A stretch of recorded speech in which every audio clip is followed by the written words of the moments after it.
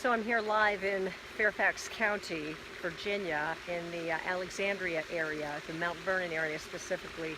This is not far where Jholie Moussa used to live, and it's also just a few blocks away from where the person now charged with her murder lives, where his family lives on Diablo Court. This is a pond, and if you can see over here, Fairfax County Police are set up, and they have had divers in this pond searching for evidence related to the case. So let me just flip around so you can kind of get a better look.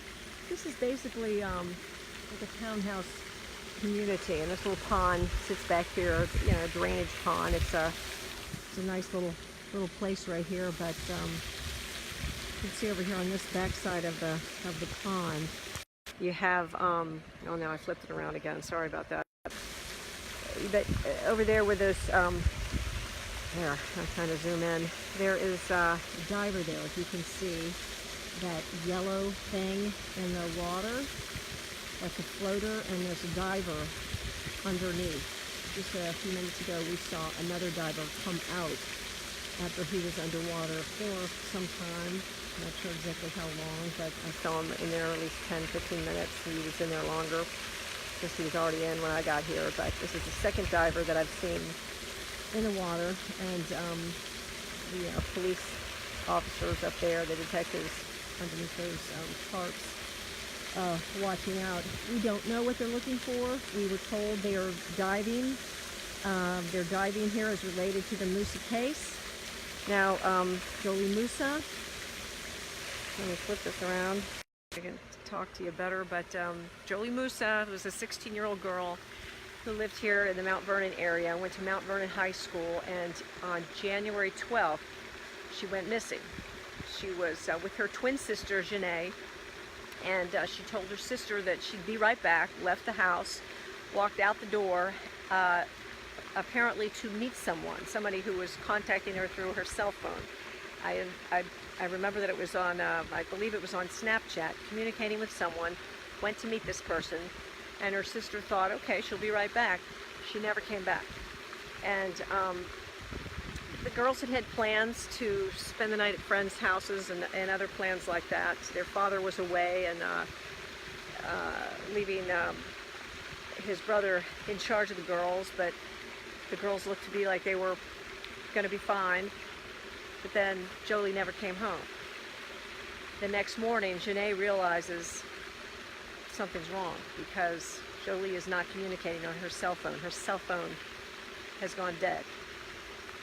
So mom and dad are called. Everybody comes in. They try to find her. They put up an iPad to try to figure out where her last phone call, where the last communication was on her phone, and they did find the last call to her phone was from Woodlawn Park. And the phone call came from the cell phone of a 13-year-old boy who lives in this area. I've spoken to that boy. He tells us that a man came up to him and asked him if he could borrow his phone.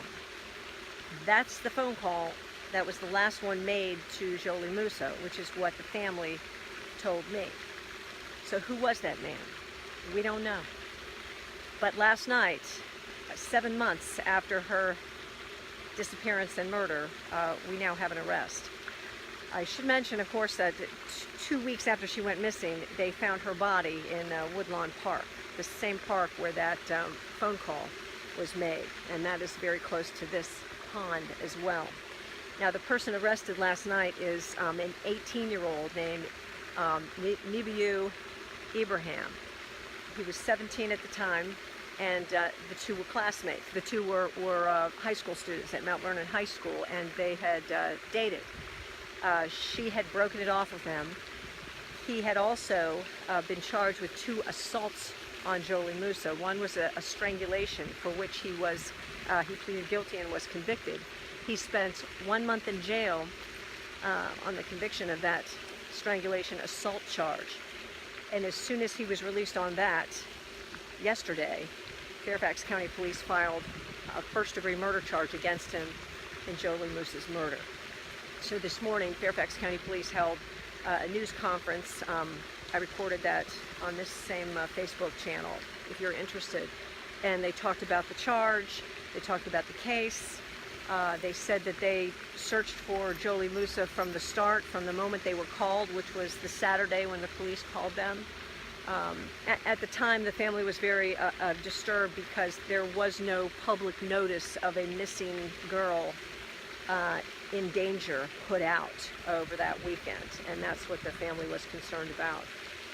So anyway, now we have quite an investigation going on here. We're not sure what they're looking for. Perhaps it's her cell phone, perhaps it's something else. The medical examiner reports that her cause of death is asphyxiation by suffocation and blunt force trauma, I believe are the words. So still many questions. We'll be going to a court hearing this afternoon at 1:30 to see if we can find out more information, and I'll have more then. Just back here so you can see more of the, oh sorry guys, hard to see with the bright sun. Here we go. And that's the scene here. Divers in the water. Not really sure how long this is going to take. But I can tell you this, the family, just a little while ago, the victim's assistance folks brought the family here, and they were sitting at one of these picnic tables watching the search. So the family has not spoken to us publicly today.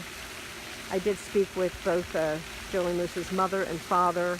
Her father now lives out in California, and mother lives in Texas. Much of the family is still here, aunts and uncles, and the entire family is looking for justice in this case. That's what they tell me. They want justice. The father told me last night that, you know, he's happy there's been an arrest. He said it's not going to bring Jholie back, but I'm comforted to know that justice is happening. And Jholie Moussa, her mother told me that she had a mixture of reactions: sadness, anger, relief. Anyway, we'll be covering the case and have more later.